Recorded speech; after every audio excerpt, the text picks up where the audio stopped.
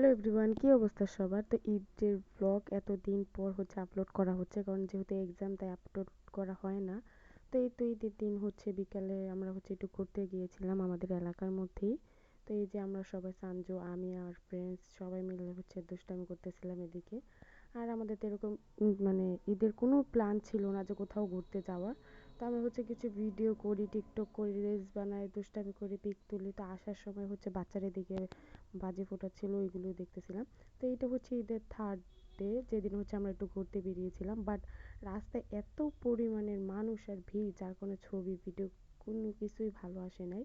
তো এই তো আমরা সবাই মনে করেন আস্তে আস্তে রাস্তায় প্রচুর পরিমাণে বোরিং হয়ে গিয়েছিলাম, কারণ রাস্তায় প্রচুর পরিমাণের ওইদিন জ্যাম ছিল।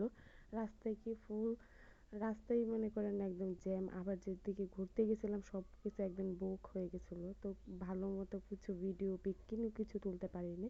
ঈদ আসলে আসলে এটাই ব্যাপার, যে কোথাও ঘুরতে যাওয়া হলে ভিডিও তোলা যায় না। তো বাসায় আসার পর এটাই। ভালো থাকবেন, আল্লাহ হাফেজ।